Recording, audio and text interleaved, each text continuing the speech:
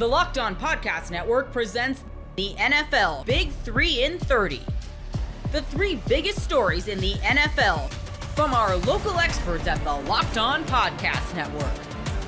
We bring you the real story, why it matters, what's next, who wins the big game, and more, all in 30 minutes. The NFL Big 3 in 30 starts now with the biggest story in the NFL. The NFL offseason is about to kick off in earnest at the Combine. You are Locked On Packers, your daily Green Bay Packers podcast. So I came to Super Bowl 59 in New Orleans, and I thought, how can I find a guest who's going to maximally enrage 2 fan bases at the same time? Yeah. And I found Adam Rank. Even my own. Exactly right. That's They're what I mean. like, oh my God, what are you doing? What are you doing? No, because like the Commander fans were already over me. Poor JP over at whatever station in Washington had me on. He posted a photo of us. I've never seen a ratio that hard for something of innocuous of just a photograph. Like my literal image caused people pain and consternation, much like it will be today. Yeah. I bow before that level of haterade that is being poured. It's heel heat. Yeah. You know, I will say though, if you ever wanted to go to the Westfield Mall in Schaumburg, might not be a great place for you. Just saying, like, listen, game recognizes game in a way. Listen, Schaumburg, it's a beautiful town. It is. But I would probably be making sure I had a friend with me. I would think so. That's probably a good idea. Have some sort of security detail just in case my Uncle Gene was out there rolling around.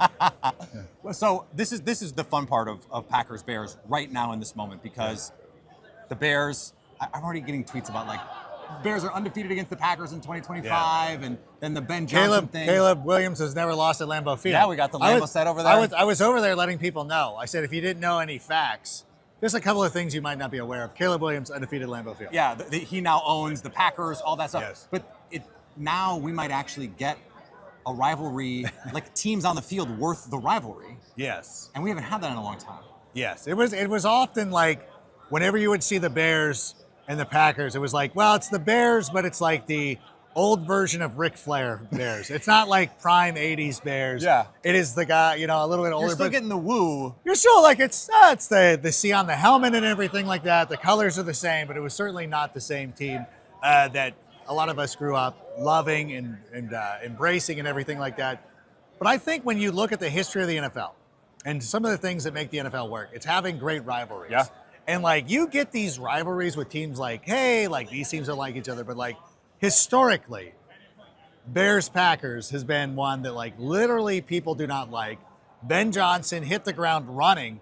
Not even, like a lot of times when a Bears guy, a guy gets hired by Chicago, like I'm sure they handed this sheet to Eberflus and he's like, love deep dish pizza, although tavern style's great. Never have mustard or never have ketchup on a hot dog, and let's beat the Packers. I like that Ben Johnson actually went the other way and said that I am going after Matt LaFleur. I enjoy beating Matt LaFleur. They're not buddies. It's just like, hey, I'm going to take a shot at this That's guy. Ben. He's like, I won't even wear Lululemon. That's how much I don't like Matt LaFleur. How is Matt I'm LaFleur? not going to pluck my eyebrows all year in protest. And by the way, I was watching that playoff game. Did he give everybody a Groupon for eyebrow plucking? Because I noticed some of the other members of the staff, I'm like, what sort of stepper Everyone's thing very well groomed. is going? They're well groomed. They're the only team licensed by Lululemon. Like that is the thing. Like everybody else has got Fanatic stuff. Yeah. Matt LaFleur takes his stuff down to the Lulu look store. good, play good. Apparently. So the Ben Johnson hire got Bears fans very excited. Yes. Are you like, is this it? I think, is this going to change everything, or are we cautiously optimistic? Or We like always think Super Bowl? We always think it's going to change everything. Listen, you can tune in April, May, whatever, when I do my predictions. 12-5. You know it's going to happen. Yep. You know I'm picking us to go 12-5. Yep. Just be ready for it. Seth Rollins today, he said 2 things to me. He said, Adam, here's 2 things that I, Seth Rollins, want you to know. Number 1, don't pick us to go 12-5 again. That never works. And number 2, don't name drop me. So Seth Rollins, I will not drop your name here in this. Gosh, dang it. You're right. But the thing of it is, here's what I really like about what the Bears have done with this hire. Yeah. Is that they paid the money. I don't know if I was like That was what I was most dubious that they would do. I was like, they're just going to cheap out. Your 'cause that's cold what they takes. do. Your cold takes I exposed. got. Which is fine. I got. Listen, I got. Listen, I have Not my first time, not my last. I have time. I'm on there too. I'm famous on that thing. But like you were like 0% chance, and historically you would have been right. Like when the Bears were interviewing Mike McCarthy, didn't it just seem like that's who they're hiring? Yes. This is the barest hire Yeah. of all time. Yeah. And I think for a lot of people, it's understandable why you would feel that way. So for them to go out there and spend the money, Ryan Poles has given a little bit of security. We understand now that when Kevin Warren was saying like, hey, Ryan Poles is doing this, he was actually doing it because he was letting Ben Johnson know like, no, I'm not interfering. Ryan's going to be able to make this hire. You're good. And now when you go back and kind of watch, it's kind of like watching like season 3 of Sons of Anarchy, which during the moment you might not have liked it, but when you went back and watched it all, after seeing it all unfold, you're like, oh, now this all makes sense. Yeah. And that's the one thing that I like is that the Bears are joining modern football. Well, welcome to modern football. Then. Thank you. It's been a long time. Where are you? Because you also have to have the fantasy side of this, so you have to have like a fair view of who these players are in order to rank them properly. Where are you on Jordan Love? I mean, he's good. Like he's a good player. But you know what? Over the last couple of weeks, stopped throwing interceptions, which was huge. But at the same time, they were giving up too much production to Josh Jacobs. Yeah. And so I know like this is the thing that's always dubious too. And I'm like, listen, I'm not starting Jordan Love. Here's why. Like Josh Jacobs is going to score 3 touchdowns. Mm-hmm. And so you got to be sure. And and people will be like, oh, you're just saying that. I'm like, I got Josh Jacobs as my number 2 running back. So it's not like I'm not hating on him by any stretch of the imagination. Jordan Love's a good player. And I think what's interesting with having so many years of Aaron Rodgers, of somebody who really wasn't going to take a chance. Like he just wasn't going to throw an interception. He wasn't going to do that. Jordan Love's a little bit more of a risk taker, where he's going more into the Brett Favre side of things, where it's like, he might throw a couple of picks and do whatever. But you know what? Coming out of the draft, if I go back to my draft, like this is the one thing you can always call me on. Coming out of the draft, I really did like Jordan Love. I actually thought he was going to be better than Justin Herbert. And in my pre-rankings, I'm like, I kind of like him better. The only thing that gave me pause is that his final season at Utah State, he wasn't all Mountain West. Who are the other quarterbacks in the Mountain West that you're like, this guy's better than Jordan Love? Because I remember him in college being good. Do you know who was first team on I Mountain have West? no idea. Yeah, I think that the Caleb versus Jordan thing, that's only going to get louder. Yeah. And rightfully so. Yeah, and that's what we want. Yeah. I mean, this is the thing, and this goes then with Jaden Daniels as well. We want to be like the AFC. The AFC is a lot of fun because you got Mahomes, Josh Allen, Lamar Jackson, Joe Burrow, even Justin Herbert. You can throw into that mix. The NFC's got, right now, Jalen Hurts, and that's it. So if Jaden's good, if Caleb's good, and Jordan's good, it's fine. And I think that we can like our guy and be like, because I don't think Bills fans don't long to have Patrick Mahomes. I mean, some might or whatever, because whatever. But I think like a Cincinnati fan is very comfortable with their quarterback. Yeah. I think we're going to be in a situation where all those fan bases are comfortable with their quarterback and be like, hey, our guy's good. Our guy's going to give us a chance to win. And we hate on the other guy just because we don't like the team, not because we don't like the player. Caleb Williams, rookie season, give you reasons for pause or only optimism, or like it was everybody else's fault? Because that's like the company line, is it was everybody else's fault. It's not. I mean, like he still threw for like 3,500 yards, 20 touchdowns for a Bears quarterback. That is one of the best seasons in history. Low bar, Bears. but Not a great bar. You know, it's true. It's like you guys with the running backs. Like, oh my God, you had a guy who got close to double digits in touchdown. That's fine. Matt Forte would be the all-time greatest Packers running back. Right? Well, maybe in Paul Hornung, whatever. Okay. Yeah, I was gonna say by modern standards. Yeah, I got you. Sorry. But here's what I'm talking about. We did great with the running backs. You guys did great with the quarterbacks. It's fine. Yeah. Dale Sayers, Walter Payton. Like, come on. Like, yeah. You know, Neil Anderson. The Bears know how to do the running backs. We're doing all right. I know that it wasn't great. It wasn't quite what we expected, but I think a lot of it had to do with the circumstances of the team, playing for 3 different offensive coordinators, 2 head coaches, and with the team being so bad. So the Hail Mary happens. Yeah. So Caleb doesn't get credit for engineering a winning drive. The missed field goal the first time against the Packers, he doesn't get credit for engineering a winning drive. Right. Minnesota, that one's a little bit iffier. That was more of a miraculous thing. Not being able to finish against the Lions, he doesn't get credit for those wins because obviously the Bears didn't win, but he still made he's still got them there. Right. So for me, his season would look a lot different. I mean, like you would almost make the argument, had they beaten the Commanders, the season turns out different. Washington seasons turns out different. I think that's probably you true. never know. I was on with Washington. I'm like, listen, it was like a butterfly effect. Tyreek Stevenson set a butterfly effect that got Washington to the NFC Championship game. Something that I don't think happens if that play doesn't happen. So, but that's the biggest thing to me, because one of the things that is like one of those truisms that people love to say to get people riled up is this is why bad teams stay bad. Yeah. And organizationally and culturally, there's a lot of things. When a head coach comes in, Ben Johnson doesn't have to just undo whatever coaching mistakes Matt Eberflus made. You've got to revamp, remake, retool a culture that is on the level with the Lions. We know their culture, the Vikings, the Packers. Like forget the talent level. Culturally, that's where I feel like they have to make up the most ground. Yeah, and that 100%. And honestly, the Tyreek Stevenson thing, in hindsight, was actually a blessing. It's kind of like you had a leak in your kitchen, and you're like, oh, I got to change the faucet. Oh, wait, no, there's dry rot.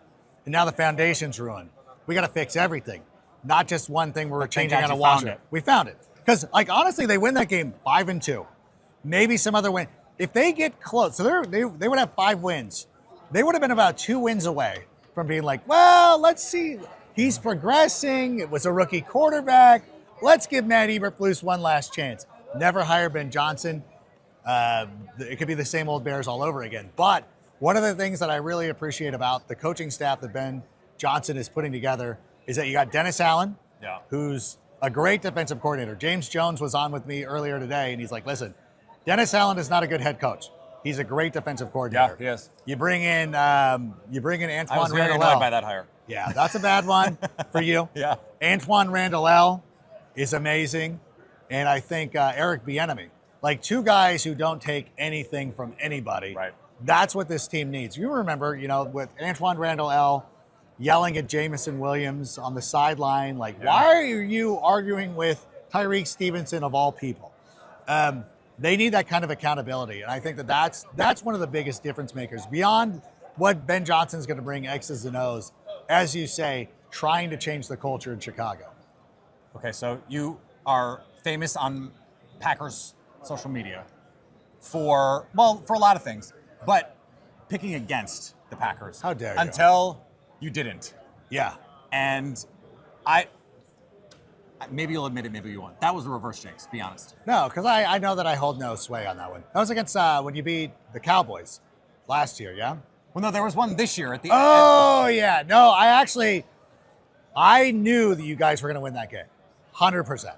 Because everybody was on, because I admittingly, I am alerted when everything's unanimous. So they will give me a tip off, hey, do you want to fade the public here or not?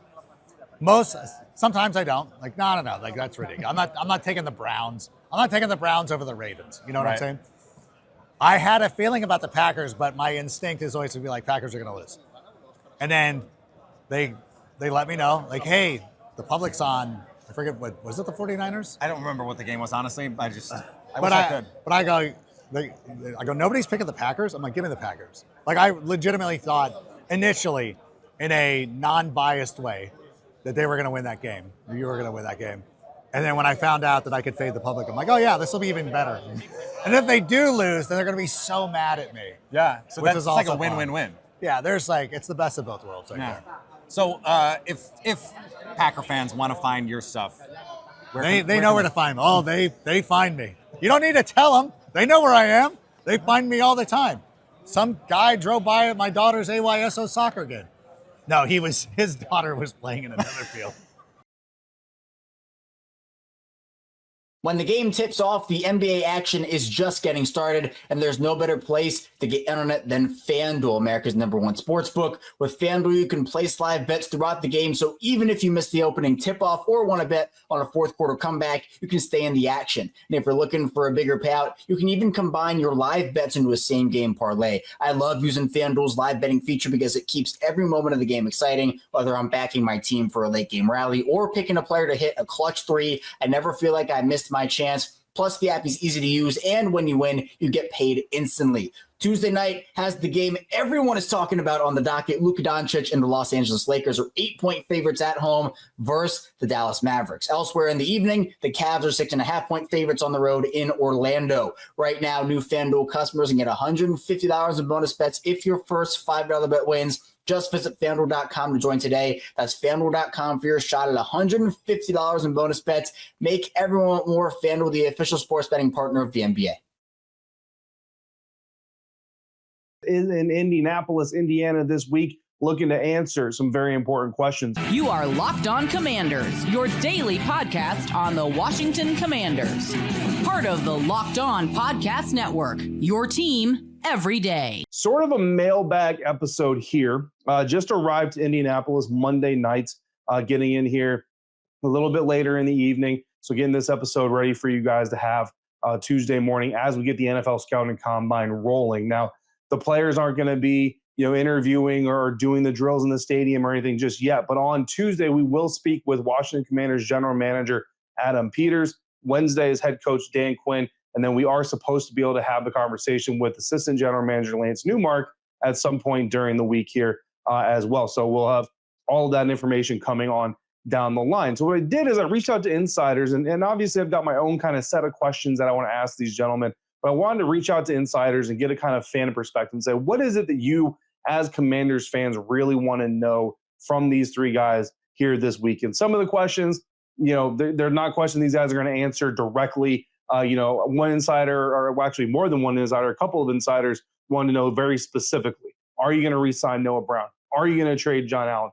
All those types of things. And certainly some of those types of questions will actually come up. But typically these guys don't want to answer those questions as directly. But there's some other ones that they will be able to answer. What I wanted to do is kind of turn this into a little bit of a mailbag / combine prep for these press conferences, not from a player standpoint, but from, again, official, head coach, general manager conversation standpoint.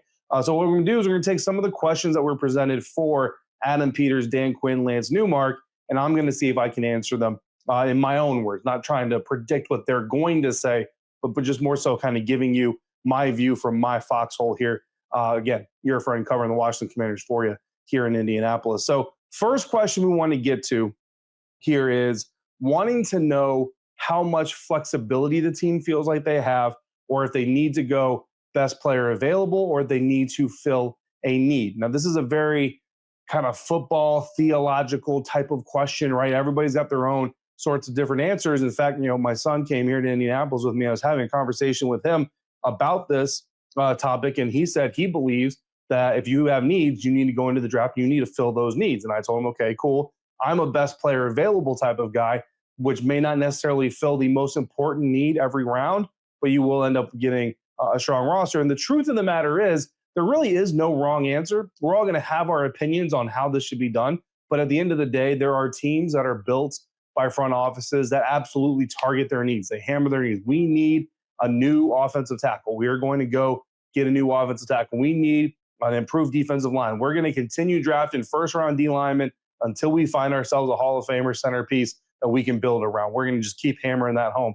And then there are teams that just go out there and they go best player available. And then sometimes those things shift depending on what situation the team is in. Are we in complete rebuild mode?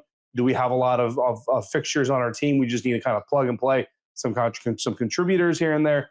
It kind of is ever morphing, right? But overall, my opinion on best player available and picking for team needs is they kind of go hand in hand, right? So if you're looking at number 29, for example, if the best player available in the NFL draft to pick number 29 is a quarterback, if you're the Washington Commanders, you're clearly not going to go with a quarterback, right? Because you have Jaden Daniels.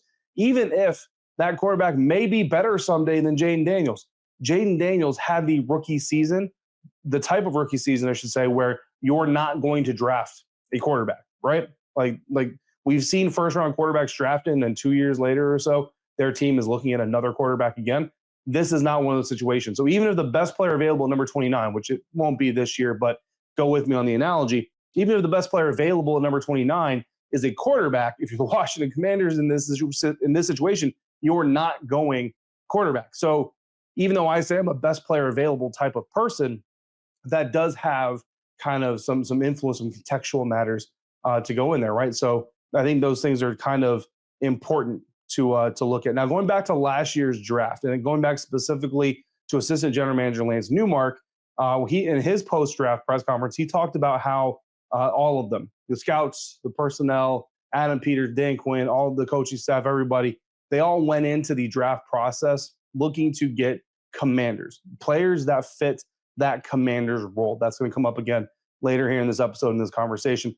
And the way that Lance Newmark rather put it was they went out looking for players who possess the same core beliefs as the rest of the organization. Quote, we added a lot of good players and a lot of players that we believe in that believe in what we believe in. So, end quote. So that kind of is going to influence that best player available, right? Because when you're hearing the Washington Commanders speak, and Lance wasn't the only person to kind of talk about this kind of stuff, best player available isn't necessarily just an athletic measurement.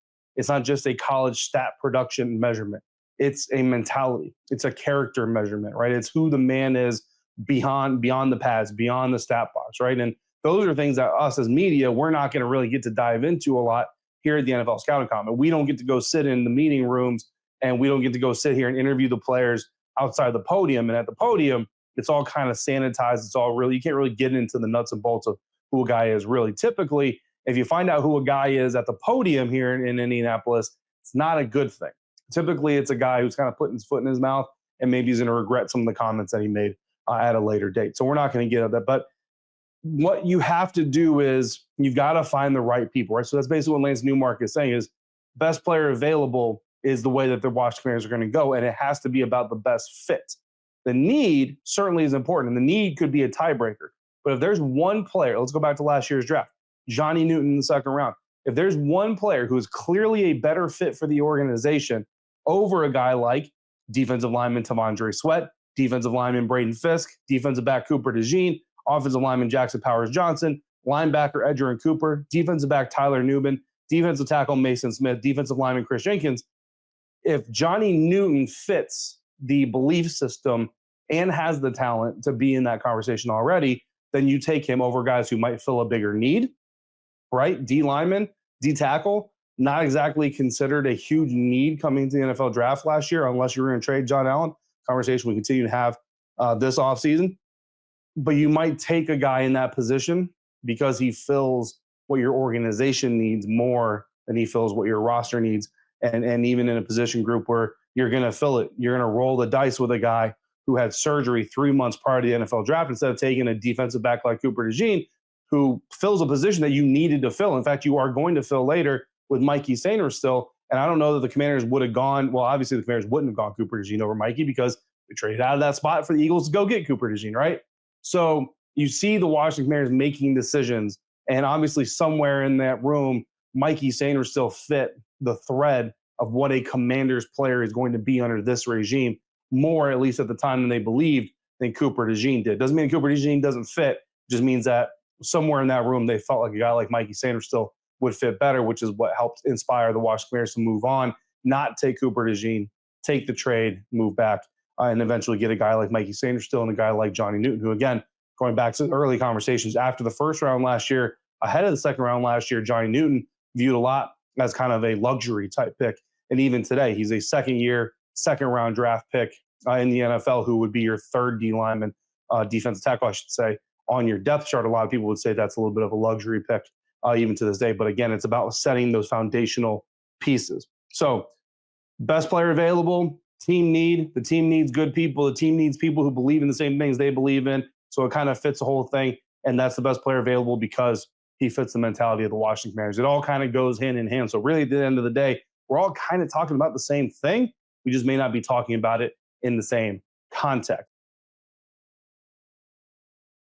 When the game tips off, the NBA action is just getting started, and there's no better place to get internet than FanDuel, America's #1 sportsbook. With FanDuel, you can place live bets throughout the game, so even if you miss the opening tip-off or want to bet on a fourth quarter comeback, you can stay in the action. And if you're looking for a bigger payout, you can even combine your live bets into a same-game parlay. I love using FanDuel's live betting feature because it keeps every moment of the game exciting, whether I'm backing my team for a late-game rally or picking a player to hit a clutch three. I never feel like I missed my chance. Plus, the app is easy to use, and when you win, you get paid instantly. Tuesday night has the game everyone is talking about on the docket. Luka Doncic and the Los Angeles Lakers are 8-point favorites at home versus the Dallas Mavericks. Elsewhere in the evening, the Cavs are 6.5-point favorites on the road in Orlando. Right now, new FanDuel customers can get $150 in bonus bets if your first $5 bet wins. Just visit FanDuel.com to join today. That's FanDuel.com for your shot at $150 in bonus bets. Make everyone want more. FanDuel, the official sports betting partner of the NBA. Shaq Thompson was informed by the Panthers that his time in Carolina is over. You are Locked On Panthers, your daily Carolina Panthers podcast. Now that Shaq Thompson is done in Carolina, what does that mean for the Panthers linebacker room? And it feels pretty straightforward that Trevin Wallace and Josey Jewell are going to be the starting linebackers in 2025. Of course, got the free agency period coming up. I would not imagine that linebacker is going to be a spot that Carolina is looking to find a starter in when you consider that Ejiro Evero is back once again as the Panthers defensive coordinator. Go back a couple years ago to when Ejiro was the DC under first-year head coach Nathaniel Hackett in Denver. Josey Jewell was still playing linebacker for the Broncos and had the best year of his career statistically under Ejiro Evero. And last year had his ups and downs as he struggled early in the season. On that same day that Shaq Thompson tore his Achilles against Cincinnati, Josey went out with a groin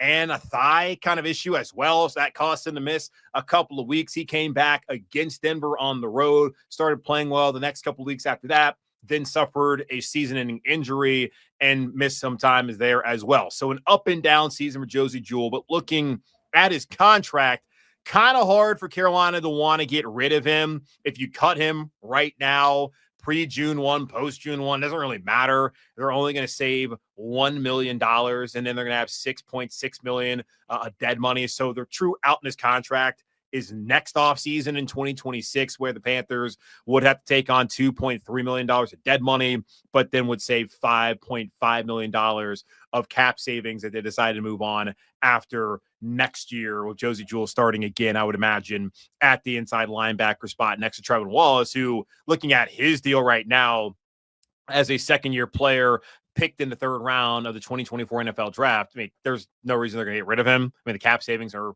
next to nothing. The dead money is next to nothing. That's somebody that obviously Carolina is trying to build around defensively. Now, primarily, they want to build around Derek Brown, who's been paid a boatload of money as one of the top interior defensive tackles in the entirety of the NFL. And then J.C. Horn, they have invested financially by giving him the fifth-year option. But I would imagine that in the coming days, weeks, months, maybe, they're going to go out there and extend him and make him one of the highest paid, I would think, top 5 highest paid cornerbacks in the entirety of the NFL. So those two guys clearly are the players that Carolina wants to build around defensively. Trevin Wallace, as someone who's going to be 22 this upcoming season, he is also one of those young pieces that they should want to build around as he takes over and has the opportunity to be that next guy inside at linebacker for Carolina. We've had him through the entirety of the Panthers organization. They had Sam Mills, John Beeson, Dan Morgan himself, who had an outstanding Super Bowl back in Super Bowl 38 and that heartbreaking loss against the Patriots down there in Houston, Kuechly, Thomas Davis, Shaq Thompson now. And even though you may not look at Shaq in the same light as TD and Luke and even Sam Mills, of course, as those would be, I feel, pretty inarguable, the 3 best linebackers in Panthers franchise history. Please let me know if you feel like someone else should be in that top 3, but Luke, there's no question. Sam, there's no question. Do you want to swap somebody else in there instead of TD? I mean, let me know at Julian Counts over on Twitter and at Blue Sky if you want to do that. But I feel like those are the top 3 guys as far as just, production and what they meant to the organization. Now Trevin Wallace steps into that position and has a chance. Like, I don't think Shaq Thompson made the sort of impact that those men, Luke, TD, I mean, hell, Sam Mills, keep pounding. Like, it's going to be an everlasting legacy he's going to have here in Carolina. The only player with the statue, the only statue out there in front of Bank of America Stadium, and rightfully so for what he was able to achieve in his time in Carolina, both as a player and later on as a coach, where, of course, the keep pounding moniker came from. I don't imagine Shaq can really be in the same light as those guys, but this is a chance for Trevin Wallace, who is coming into a team that has a chance to ascend And you look at what Bryce Young was able to do offensively at the quarterback spot in the final 9 games, and some of the young weapons they have around him as well, and the offensive line finally being fixed. Offensively, you feel pretty good about the direction that they're headed. Will they be a top 5, top 10 offense coming up in 2025? I need to see a lot more developing this offseason to feel that way, but they have a chance to be a top half of the NFL offense, which has not really been the case. I mean, coincidentally, since Joe Brady had Teddy Bridgewater, they were calling plays and doing that whole situation back in 2020 during the pandemic. So the offense is heading the right direction. Defensively, like, they need to pick up the slack in order for this team to really be competitive. And I think the issue with Shaq was, while he was here back in 2015, when the Panthers went, as we all know, 15-1, had an amazing season. He was here in 2017, the last time this organization went to the playoffs. So once he was the guy, one of the team captains, it was not a great team in 2020 or in 2021 rather. In 2022, they were right there on the cusp, but didn't happen. Then 2023 was an embarrassment. He missed most of that season. This past season did not get up to the greatest starts. He was injured, wasn't a part of the turnaround in the second half of the year. You got to be a part of some of these great teams in order to really be remembered fondly. And yes, you can be a really good player and lay it all out there on the line, and fans will respect you. But the guys that you're always going to love and cherish are the guys who are part of winning teams. The lean years, they may build character, but I do think a lot of people in this fan base are over the character building. So let's see whether Trevin Wallace can be a part of the restoration of what it means to be a Carolina Panther and what this organization can be. And, putting fear back in that logo, like Dan Morgan told us over a year ago when he took over as Panthers general manager and president of football operations. So Trevin Wallace steps into that position as a clear-cut starter. I would say the same thing about Josie Jewell. And even looking at the linebacker free agency market, now Shaq Thompson, of course, is a part of that. We already know he's not going to be back here. Levante David is the first guy I see on over the cap, and he's 35 years old. Trey Greenlaw, someone who came back off of an Achilles tear. I don't know about that one. Bobby Wagner, he does have ties to a lot of these guys who were from Seattle, but he's also 35 and coming off of a solid year up in Washington. So we'll see what he decides to do. But it's not the most overwhelming free agency class. Now, Zach Bond would be the name that you would probably be yelling at me right now. Go get him. The Eagles would seem to be the team that would be the favorite to land him again after they won the Super Bowl and he was an all-pro. You get Zach Bond, then he's going to be certainly slotted in there at a starting spot. And just thinking about your future, you probably want Trevin in there, but it depends if he can beat out Josie Jewell. But I think that it's pretty clear right now, looking at things on February 25th, as we close out the month in a couple of days, that the Panthers linebacker situation is going to be Josie Jewell and Trevin Wallace starting on the inside. And then they're going to have to go out there, find some depth there experience-wise. And he brought it up briefly when we were looking at the combine this week and some prospects to look at in some positions that wouldn't hate or could make sense for Carolina to try to address through the draft. Linebacker could be one of them. I don't know if you want to take another linebacker in the third round. I don't know if you want to take a linebacker certainly there in the second round at 57. But you're going to have to find somebody to replace Josie Jewell. Do you wait next offseason? You go ahead and get it this offseason and have that player develop in this scheme, even though great chance this scheme is not the same scheme Carolina's running in 2026 with Jero Vero as a DC or not as a DC. We'll see what they decide to do. But Shaq Thompson, of course, no longer in Carolina. Trevin Wallace, Josie Jewell, they're now going to take over as starting inside linebackers. At least that would be my assumption at this point in time in the offseason as Panthers focus on the draft this week and then get real prepared for what they want to do as far as free agency goes and trying to attack that.